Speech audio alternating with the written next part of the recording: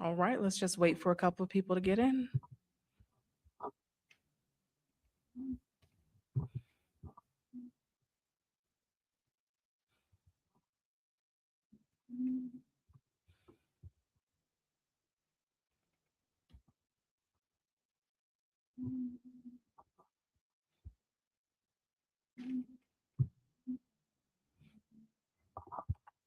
How's it going, everyone? Can everyone hear me?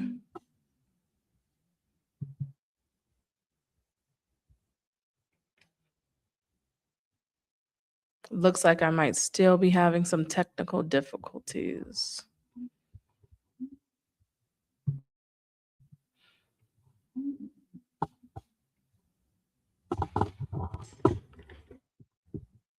I'll wait for a few more people. What's up, JB?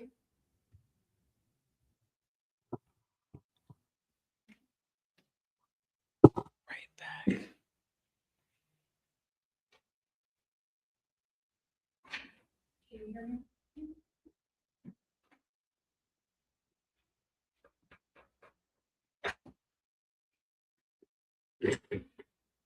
All right, let's hop right into this. So before I take any questions, I'll answer one question that someone asked me. They did ask what can be expected after a board and train. And so the one thing I want to remind everyone is that a board and train is not a fix all, right? It doesn't solve the problems that the dog has. It doesn't all of a sudden make the dog perfect. At the end of a board and train, there's still something that needs to happen.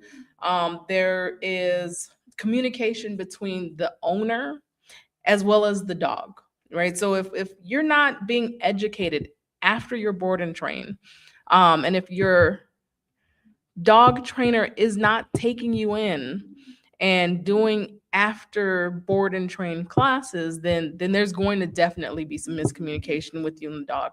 It's kind of like sending your kid off to school and they come back with homework, and then you're like, I didn't learn new math. What is this? So it's kind of like that same type of thing.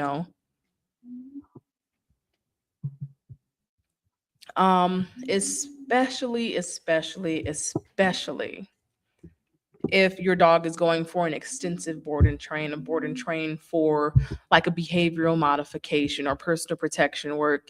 Especially with personal protection work, it's like handing someone a loaded gun and being like, all right, here you go, without learning the firearm safety rules, without learning how to operate a gun, without learning how to load a gun. You're just giving someone that's essentially dangerous without telling them, here is how you handle it. Here is how we take care of these issues. So that's big for me on board and trains. All right. So now I'll open it up to questions after I answered that one question from a guest. What can I do y'all for? Hey. Oh, we got Sinful Bullies. How you been, man? It's been a while. I've been seeing Hobbs, I roll, and Ozzy. They both looking good. I'm glad for your progress. They look real good.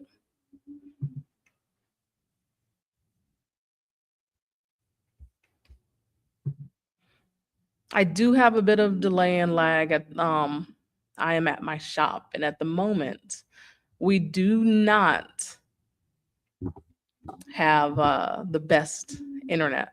So, and the wind's blowing, you might be able to hear it, but we have some terrible reception here. So, when do you recommend a dog going through a board and train? At any time. Hopefully we get a dog into a board and train before there's actual behavioral issues. And I tell people all the time that you can expect the same or similar results from a board and train as you would like day train or something. The biggest difference between a board and train and day train is that with the day train, you are left with some homework. If you can commit to some homework and you can commit to some time with your dog and some time being spent with you and your dog, then you get great results. If for whatever reason your schedule is a little wonky and you don't have time to commit, that's when a board and train comes in, especially for people who are working multiple jobs or longer hours. Um, Anytime after the vaccinations are complete for puppies is a great time to start a board and train, or anytime you're having any kind of issues. I'd say that a board and train is a great way to prevent behavioral problems, because with any good board and train, we're giving them structure and we're giving them leadership and we're giving them guidance, right? We're usually kennel training dogs so that way you don't have to. We're potty training your puppies so you don't have to. We're going through that teething stage and giving them appropriate outlets so you don't have to.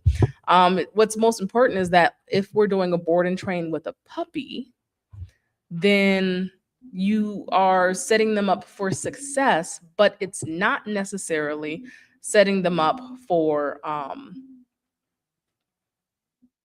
for like immediate gratification, because we're still dealing with like a puppy. So if we're still dealing with the puppy, we have to treat a puppy as a puppy. And that's the hardest thing for a lot of people. Sinful Bull says that he's been thinking about rolling them back up. Bring them anytime, man. We're open.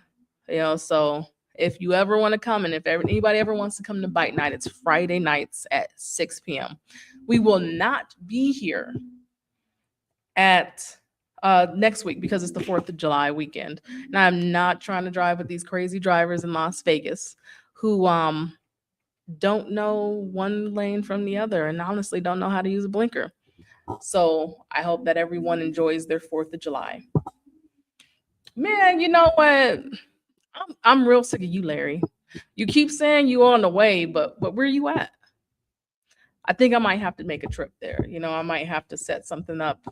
I might need to talk to LaRon and Gerald and have us all of us come through. I might even bring Jamar. He's wild and crazy and young. So you say you coming, but I don't know about this. I don't know. I don't know. I think you're a good guy, Larry. I like you, but I'm not sure if you're coming. So if we go your way, I might bring up JB.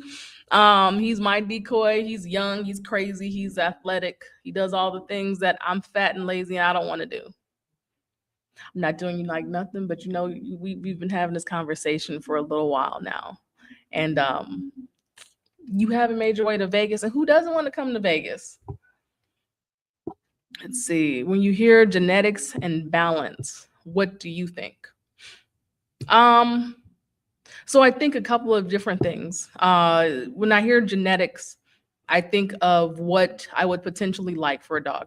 And so I work in stop telling people our business. Nah, you start telling people our business.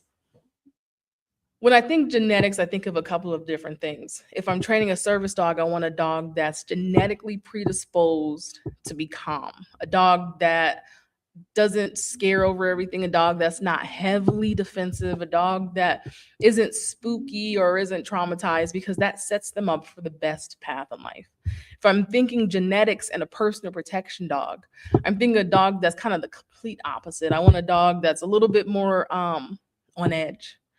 And for some people, it might be a little bit of like a red flag when we say on edge, because I wouldn't necessarily tell a pet person dog to get a dog that has a little bit of edge. But me personally, I like a dog with a little edge. But I do want to balance that out with socialization. And that's where I think balance comes in. I want a dog that's genetically capable of performing the task I've set forth, and a dog that also has the balance to kind of chill out when needed. Unless you're talking about my Malinois Havoc, then there's no chill when you need. There's just go. But I love him for it. He's a very, very nice dog.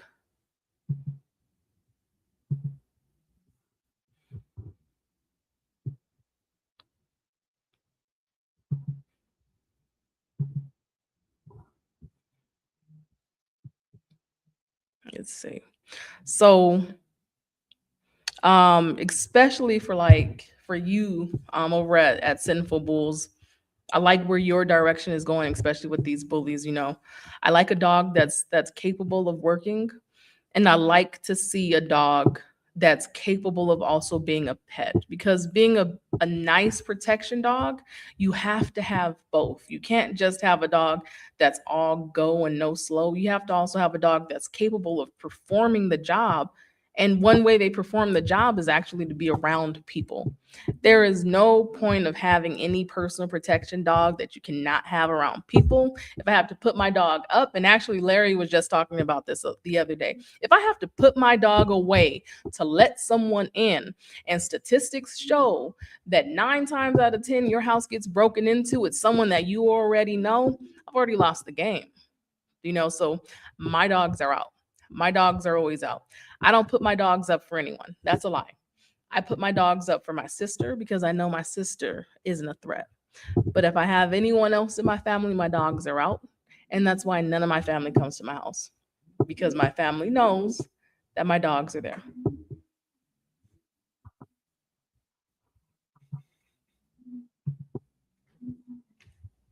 So we always have to remember that when we have a dog that can potentially cause harm, we have to remember that there are two things we need. We need the control, and we also need the capability. Without control and capability, you have nothing, right? You have to have the control to say, yep, I got my dog on a place. He's not going anywhere unless he sees that man, unless he sees that threat. But he also has to have the capability to perform the work. Otherwise, you ain't got nothing.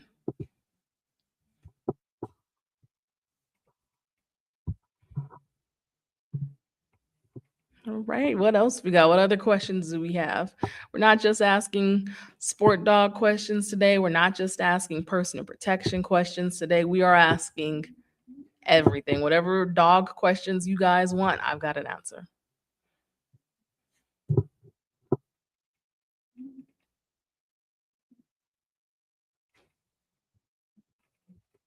And we'll give it a second.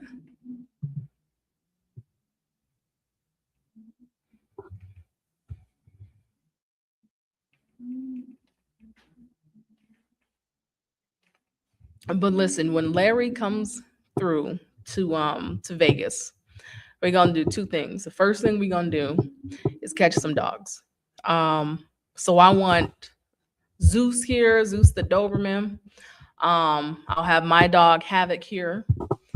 I want JB to come through with his girl Terrible, and of course Michelle with her two Malinois. Think that'll be a nice combination of dogs. And then if you want to do a little bit of civil work, I always have Nitro. If you want some real plugs in you. And the second thing that we're gonna do is I'll show you around the strip. As a Vegas local, I do not like the strip, but I do recognize that whoever comes in from out of town always wants to hit that strip. That's the first thing that they want to do. So we'll do it. We'll hit the strip. Let's see. We have potty training tips from for a new owner. And that looks like that's probably from Erica. I have another one. It says, I just joined in. Do you think that board and train is better than one-on-one training? Once a week. I completely think that it's up to you. If once a week works, you have to remember that once a week you're meeting with me or a different trainer, right? So once a week you're getting the consistency. But if you're only meeting me one time a week and then the rest of the week you were doing absolutely no homework, then your dog comes back the next week and I'm like, all right, cool, let me see what you guys have been doing. And your dog is like, your dog doesn't lie. Your dog tells me she's done absolutely nothing at all. And so then we repeat that exact same lesson from the last time. But if you are a very consistent person, because personally, I give homework and I give a lot of homework to all of my private sessions. And I take private sessions very particularly because I don't like Groundhog Day. I don't like repeating.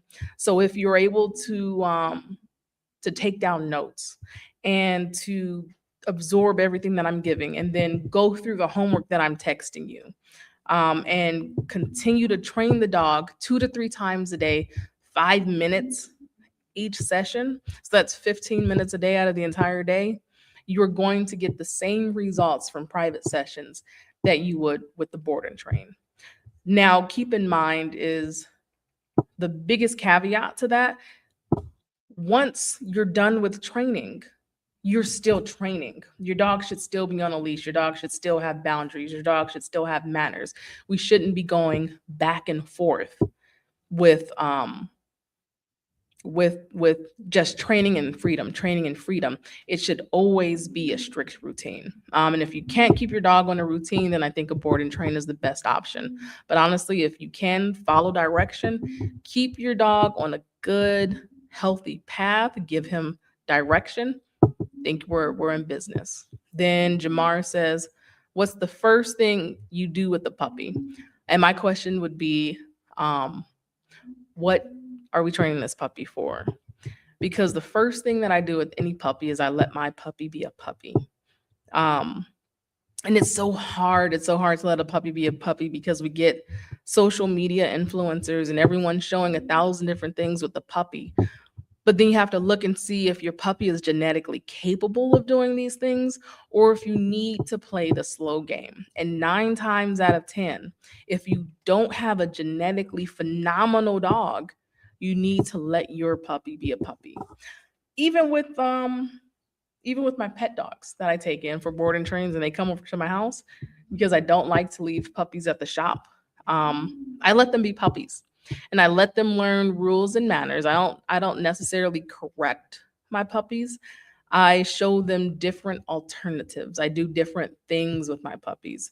So if I have a puppy chewing on my shoelace, I'll give them something appropriately to chew on. That's the first thing I do is establish rules, boundaries, but allow them to be a puppy.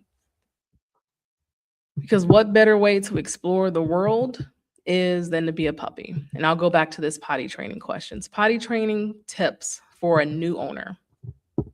Kennel training. I love a kennel. A kennel gets a terrible stigma because we like to humanize our pets. And the worst thing that we can do is humanize our pets. We have to give our dogs the respect that they deserve as a dog. So I kennel train and I play kennel games. You'll hear me say it over and over and over again. Play kennel games, kennel train your dogs, play kennel games. And I get my puppies used to kennels, and that's the easiest way to keep them on a routine and make sure that they are not peeing on my floor, peeing on my carpet.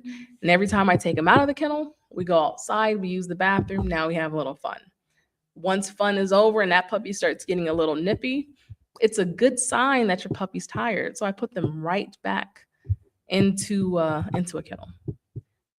We've got another question. How old should a dog be before doing personal protection training? There's no true age limit. The real question is, how old is your dog? What type of breed? And what are your what do you want to get out of personal protection training? Because personal protection training looks differently for everyone. For me, as soon as I get a client in who wants personal protection training, we start right away. I like a balance between obedience and protection. I like to build up protection and then build up obedience to meet that. And then I'll build up the protection and then I'll build up the obedience to meet that. This way, the dog has a good balance and structure within its protection work. If we put too much obedience on certain breeds too quickly, the drive diminishes, especially our off breeds, especially our dogs like Doberman and bullies. If we're putting too much pressure and obedience, they comply a little too easily. If we have a dog like a German Shepherd or a Malinois, we're putting a ton of obedience in those dogs early on, they easily recover back into protection work because it's what they're built for. You know, they naturally have an overabundance of prey drive. You naturally have to get a handle on them. Doberman, bullies, even Rotties sometimes, if you're putting too much pressure and obedience, you're building that drive down, you're diminishing the drive. And that's why sometimes when we get older dogs and we're trying to get them to chase something and prey, they sit next to their owners because they were never allowed to chase something as a puppy. So I like to start right off the bat. I like to start my puppies chasing something and building into protection early in life. Very, very early in life. And it doesn't even have to be necessarily like formal protection work. It could just be drive building, rag chasing, tug playing, and things like that until you can actually get to a trainer and get the dog started in personal protection work. Most trainers aren't going to take in a puppy until the shots are complete. But older dogs, I take in at any age.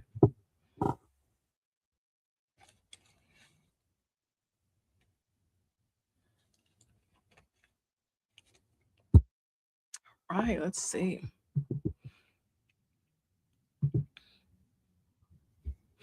I had another question from last week. Somebody asked me, "What are my favorite dogs to train in person protection work?" And it would be funny because a lot of people would think that my favorite dogs to train in person protection work are like the Malinois and the Dutchies, because I think everyone who knows me from the early 2000s knows me for Mals and Dutchies. I I personally like off breeds.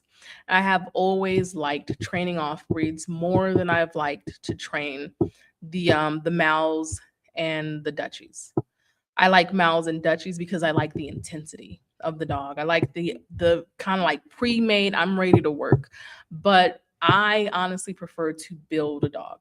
I love the challenge. I love the way the dog looks, and I like the how receptive. I can't talk today. How receptive they are of training after it clicks. You know, it's nothing like seeing a nice off breed, and off breeds being dogs that aren't typically used for sport work. So we're talking about like American bulldogs. We're talking about like Rotties. I've trained a couple of labs. I love to see the way it kind of just clicks and it all comes together and it forms that puzzle piece. And that's what truly makes me happy is a nice off breed and not the Malleys and the Dutchies. Honestly, you know, I've been dealing with Malleys and Dutchies for almost 30 years, and I think I'm getting a little old to try and keep up with these guys. All right, guys. So next week is the 4th of July. And you know that I normally am trying to do these question and A's on Saturdays. I couldn't do it tomorrow because it's my sister's birthday, and she will have me if I do not show or if I'm late. So I had to do it today. Now, um, next week, Saturday is, of course, the 4th of July. So we will not be doing it on the 4th of July. We'll be doing this again on a Friday. Now, the difference is going to be I'll be able to do it on a Friday at about 6 o'clock. And why can I do it today at 6 o'clock? Because tonight is bite night. So bite night starts today at 6 p.m. If you are in Vegas and have ever wondered about joining personal protection work, seeing what personal protection is, seeing what protection sports are, PSA, if you're interested in any of the protection sports, come through to Zenith K9. All right, I will see you guys next week. I'll be here live Friday at 6 p.m. All right, I'll see you guys next.